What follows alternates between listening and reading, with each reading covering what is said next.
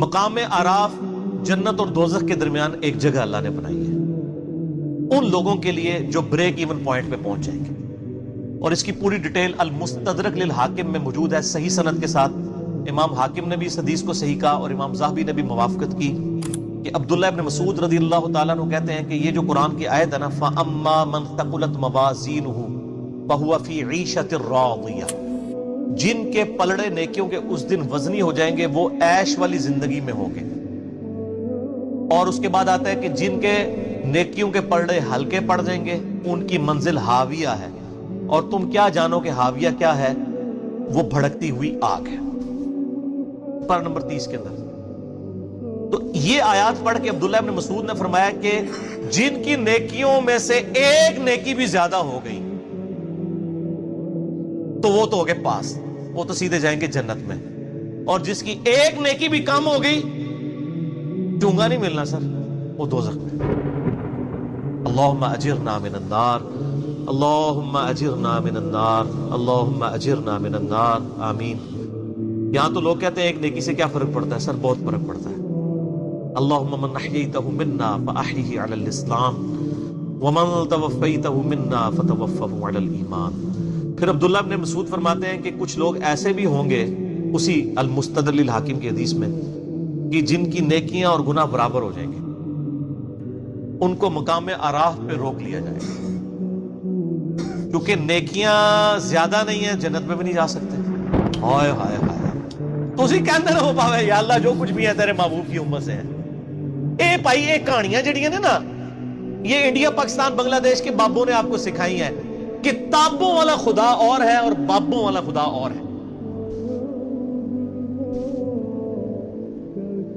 تو اب نیکیاں اور گناہ برابر ہیں، حکم ہوگا ان کو مقام عراف پہ ٹھہراؤ، نہ جنت میں نہ دوزخ میں، درمیان میں، suspended position, break even point کے اوپر۔ اب یہ انتظار کریں، اب وہ ڈر رہے ہوں گے کہ پتہ نہیں ہمارے ساتھ کیا فیصلہ ہوگا۔ دو طرف ہو سکتا ہے سر، ادھر بھی ادھر بھی، وہ اب اللہ کی مرضی ہے، ٹھیک ہے۔ اللہ اکبر۔ اب وہ مقام عراف پہ جو لوگ ہیں سر، ان کا جو نقشہ اللہ نے قرآن میں کھینچا ہے نا، تو بندہ لگتا ہے کہ پورے صراط کے اوپر کھڑا ہوا ہے۔ اللہ تعالیٰ فرماتا ہے اعوذ باللہ من الشیطان الرجیم وَنَادَى أَصْحَابُ الْجَنَّةِ أَصْحَابَ النَّارِ، سورۃ الاعراف آیت نمبر 44۔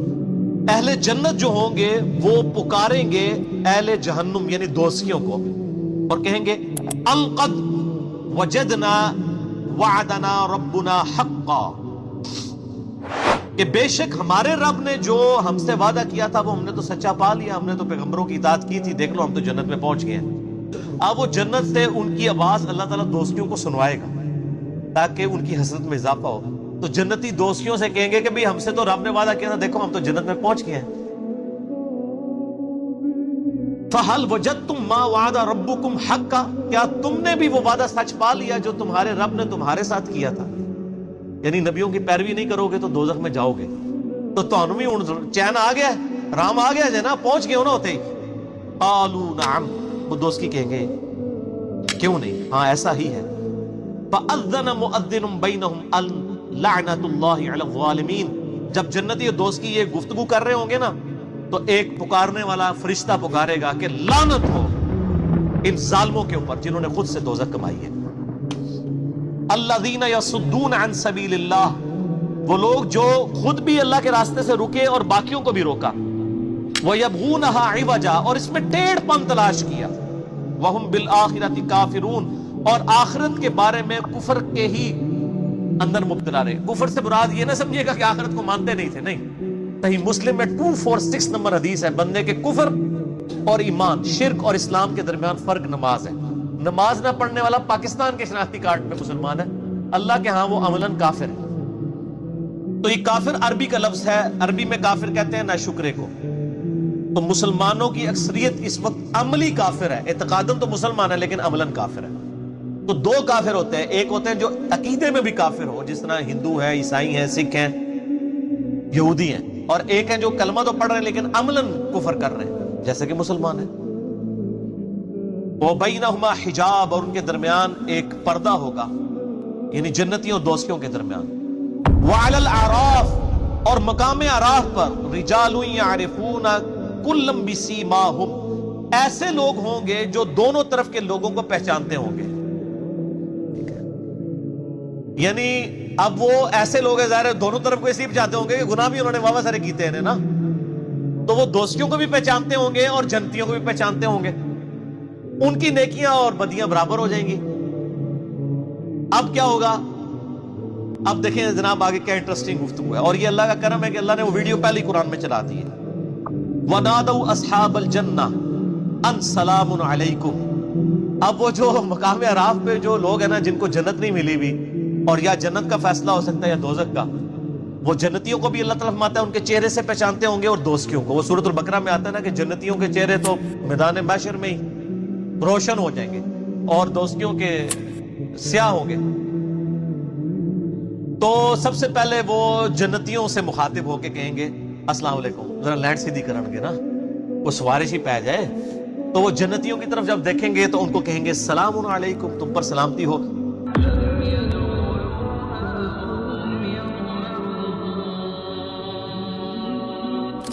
وہ سلامتی ان پہ بھیج رہے ہوں گے کہ تم تو جنت میں پہنچ گئے ہو. وَهُمْ يَطْمَعُونَ، اور دل میں یہ لالچ رکھ رہے ہوں گے کہ ہم بھی کاش ان کے ساتھ مل جائیں. ٹھیک ہے، دل میں لالچ ہوگی کہ جدھر یہ پہنچے ہیں ہم بھی پہنچے. تو سر صرف خواہشات سے تو کچھ نہیں ہوتا نا. وَإِذَا صُرِفَتْ أَبْصَارُهُمْ تِلْقَاءَ أَصْحَابِ النَّارِ، اور پھر جب وہ دوستیوں کی طرف دیکھیں گے نا، جنتیاں نال تے سلام دعا کرن گے نا، جب دوستیوں کی حالت دیکھیں گے قالوا ربنا لا تجعلنا مع القوم الظالمین، تو کہیں گے اے اللہ ہمیں ان ظالموں کے ساتھ کامل کر. اچھا بڑی پوائنٹ کی بات ہے، جنتیوں کی طرف دیکھ کے وہ یہ دعا نہیں کریں گے کہ یا اللہ ہمیں بھی جنت میں داخل کرتے ہیں. ان کو پتا ہوگا ہمارے کرتوت جو ہے نا ہم اسی قابل تھے، صرف دل میں لالچ کریں گے. لیکن جب دوستیوں کی طرف دیکھیں گے نا تو وہ کہیں گے یا اللہ، یعنی اس نالوں ایتھے پھر بھی اسی چنگے ہیں، کم از کم عذاب تو نہیں نہ ہو رہا. تو کہیں گے یا اللہ ان سے ہمیں بچا لیں، جنت چلو ملے نہ ملے، ٹھیک ہے، یہ کام ہمارے ساتھ نہ ہو. وَنَادَى أَصْحَابُ الْأَعْرَافِ رِجَالًا يَعْرِفُونَهُمْ بِسِيمَاهُمْ، اور جو اصحاب اعراف ہیں جن کو یعنی وہ جو چہرے سے پہچانتے ہوں گے، قَالُوا مَا أَغْنَى عَنْكُمْ جَمْعُكُمْ وَمَا كُنْتُمْ تَسْتَكْبِرُونَ. وہ یعنی اصحاب اعراف دوستیوں جنت والوں کو تو سلام کریں گے، دوستیوں کو کہیں گے کہ آج تمہارے جو دنیا میں جتھے تھے، جو تمہاری طاقت اور تمہاری تکبر تھا، اس نے آج تمہیں کوئی فائدہ نہیں دیا. دیکھو دوزخ میں پہنچ گئے ہو نا. دنیا میں تو بڑے دعوے کرتے تھے نا کہ ہم تمہیں بھی بچا لیں گے اپنے فالوورز کو، آج تو پہنچ گئے ہو نا.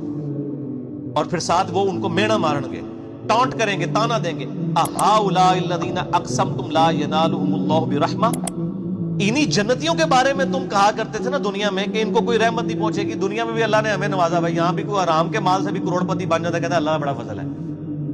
ٹھیک ہے، اور غریبوں کو تکبر سے دیکھتا ہے. تو وہ اہل اعراف کہیں گے کہ ان جنتیوں کے بارے میں تم پھپتیاں کستے تھے نا کہ ان پہ کوئی رحمت نہیں ہوگی، اسی دوئے جاویں ساڑھے ہی اچھے ہوں گے. تو آج دیکھ لو، ادخلوا الجنہ ادخلوا الجنۃ لا خوف علیکم ولا انتم تحزنون. وہ لوگ یعنی اس حال میں ہوں گے کہ جنت میں داخل کیے ہوں گے، نہ ان کو وہاں پر کوئی خوف ہوگا، نہ کوئی جنت ان کو کوئی غم ہوگا. وَنَادَى أَصْحَابُ النَّارِ أَصْحَابَ الْجَنَّةِ، اور جو دوست کی جو ہیں وہ ندا کریں گے اہل جنت سے، ان افیدوا علینا من الماء او مما رزقکم اللہ، کہ اے جنتیوں جو اللہ نے تمہیں نعمتیں دی ہیں پانی میں سے اور کچھ اور نعمتوں میں سے کچھ ہمیں بھی دے دو. قالوا ان اللہ حرمہما علی الکافرین، تو وہ پھر جنتی کہیں گے یہ تمہارا اختیار ہی نہیں ہے، ہم تمہیں جنت میں کیسے شیئر دے سکتے ہیں، یہ تو اللہ نے جنت دوستیوں کے اوپر حرام کر دی ہے جنت. اگر وہ دیں گے بھی تو وہ ان کے کسی کام کی نہیں ہوگی، نہ ان کی پیاس بجھ سکے گی، نہ نعمت سے کوئی فائدہ اٹھا سکیں گے.